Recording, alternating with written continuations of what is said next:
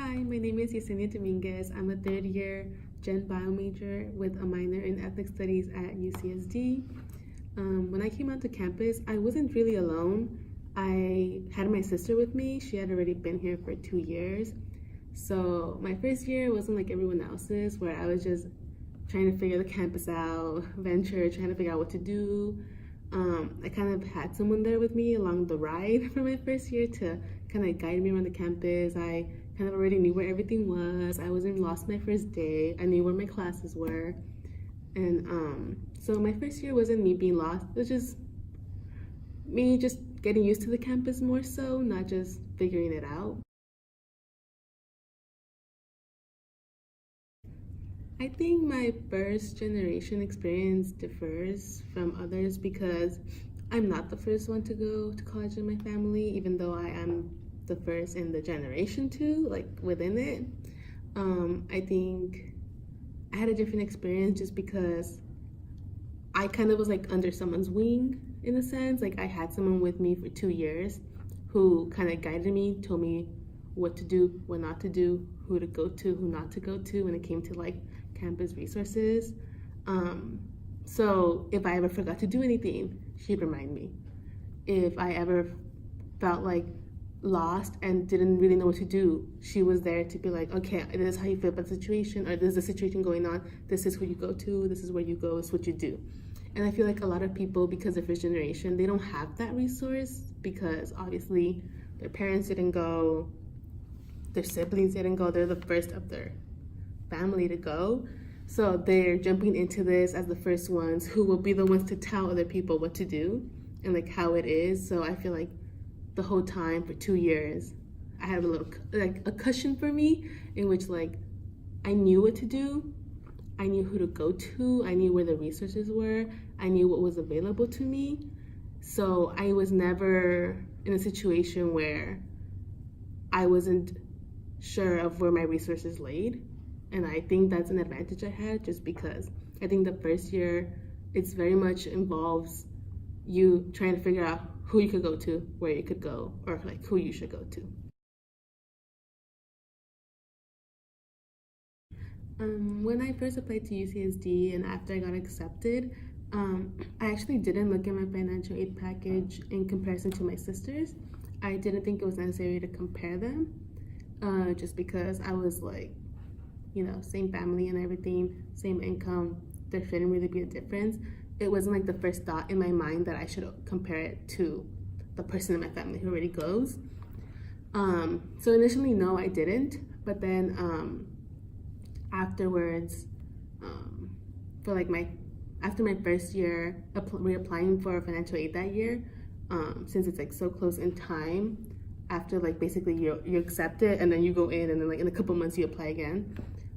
I did compare with my sisters, and I saw that my financial aid package for my first year did differ from my sister's, because there was like the slightest difference. So it's like minimal, not something to like overreact about, I suppose. But then my second year, after reapplying, the discrepancy just got bigger. And then my third year got even bigger. And I thought it was interesting because I guess like maybe the discrepancy my first year should have been an indication that there would only be an even greater discrepancy after. But I wouldn't know that because I was told like having the sister in college would help you because your sister's in college, that means your family's already trying to put money up for her school. So then putting money for two people in college, the college would only see that, oh, okay, if your sister's going here, this is her financial aid package. You might need more because you're the second person to go, And I was given that advice, and then that's why, like, at the end of the day, I chose UCSD because I found, like, the discrepancy, like, I didn't think there'd be one in the beginning, And then after checking, obviously, I realized there was. It was slightly significant, I think. And then, yeah, so, like, after she graduated, after 2 years, like, the discrepancy is only getting bigger. There was actually no other college that offered a significantly better financial aid package. The other school I was considering was UC Davis, and I made sure I talked to like the advisors and stuff because at first I went to visit both campuses, and I wanted to get a feel of how they were. And I didn't like think about financial aid in the beginning until I talked to them and they're like, okay, yeah, the campus is great, whatever. But like the financial aid package, I think the package I got for UC Davis was very much similar to UCSD. Maybe it was like slightly less, but that's just because obviously in the city, in Davis, things will be cheaper, transportation, so you account less money for certain things. And I obviously didn't process all that in high school. To me, it was like, this is how much money they're giving me, this is how much money they're giving me. So when it came to asking advisors, it was like, well, UCSD is more of a reputable name than UC Davis. So even though UCSD is not giving you an amazing, fantastic package, and UC Davis isn't either, at the end, why get a bad package with a college that's less ranking than UCSD when you could get a package that's slightly better, slightly worse, who knows, you'll figure it out later, when you have the name UCSD attached to it. So at the end, my choice was very much, it seemed like the cliche of, well, at the end, my degree is going to say UCSD instead of UC Davis, so might as well take UCSD because where else am I going to get more money, you know? So I did take out loans. I've been taking loans out since my first year. My first year, I took out loans up to about 5,000 total. It was very similar to what my sister got, slightly less. And then when I renewed it, it went down. The loans I had offered to me were lowered. My third year, lowered again. Could only expect my fourth year to lower even more. So each year I've been taking less loans out, not because I like miraculously have money to pay for college. It's just I'm not being offered as much money, and I'm only gonna take what I'm offered, obviously. So I can't take any more than that. So I've been taking loans out all 3 years, probably all 4 years, and I take out about like less than 5,000 now, obviously, because they're not offering me up to that much anymore. But I know, like, because of discrepancy, like I didn't think much of taking out 5,000 in the beginning because my sister took out more, and I was like, if she takes out that much and she's doing it all 4 years, like if I take out 5,000 every year, it won't be bad. Little did I know, I mean, I'd be taking out less and less each year. But yeah. So yes, my first year I paid out of pocket all 3 quarters. I paid about 300 to 500 every quarter. So for all 3 quarters, that's how much, or like the range of which I would pay.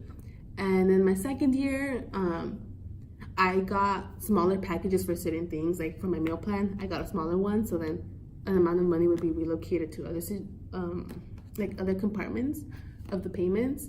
So then I probably paid less out of pocket. I think I paid like 100, 200, like 300 tops.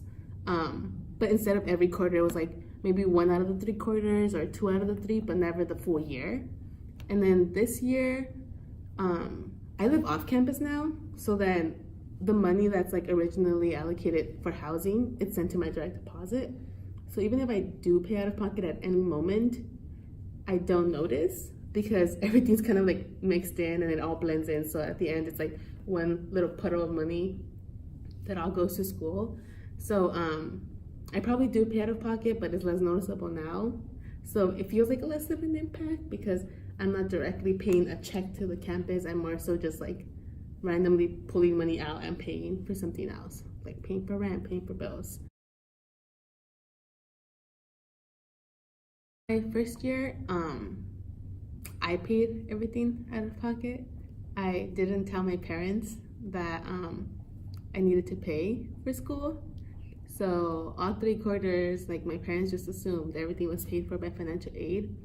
It's just my parents don't understand it. Like, how do you explain to your parents you can't pay for a school that you decided to go to? And then because my sister never complained about it, they wouldn't understand why I'm complaining about it. If she got enough money, why aren't you getting enough money? Well, that's the thing, I don't know. So then all 3 quarters, my first year, I paid out of pocket. not my parents, it was me. Before coming into college, I worked that whole summer, and my goal was to save that money in case I needed it later in college. And I had money saved up from high school. I just like I've always been kind of aware of that. I just always found myself somehow saving money. I don't think my high school prepared me for college, especially like based off financial aid, like that aspect. I don't think so, just because I think I came into college with a lot of false expectations, false hopes. I came in thinking I'm gonna get enough money to pay for the school. Like, oh yeah, everyone loves showing off the name of their school. When you graduate, you put it on your cap. You're like, I'm gonna go here. You change your bios. You do all of these things to let people know where you're going. And you don't think about, oh shoot, how am I gonna pay for this school that I'm showing off? Imagine showing off the school and then realizing you can't go there anymore. So I think like when I was getting advice, I feel like me, along with many other people, were given generalized advice when it came to financial aid, just because, if you go to a high school that's all first generation or predominantly first generation and everyone's low income, you're gonna start giving that kind of advice out. Because why like specify it when everyone has a similar situation? Like, all of you guys are poor, we know that. All of you guys are first generation. Your parents are not gonna know what to tell you, so you're gonna rely on me to tell you something. And I'm gonna tell you, because you're low income, do this or do that. So then I feel like everyone gets the same information, and I think the counselor should just kind of specify, to each situation. Like, maybe you don't have to give specifically personalized information to everyone, but there's some students who I feel do need it. Just because we're all low income doesn't mean we have the same kind of information. Doesn't mean we all make the same income. Low income is like a wide range. Definitely, like someone could be at the low spectrum and the high spectrum, but you're still low income. And obviously someone who's lower does not want to have to hear the same advice as someone who's higher in that income spectrum, because it's not going to be worth it.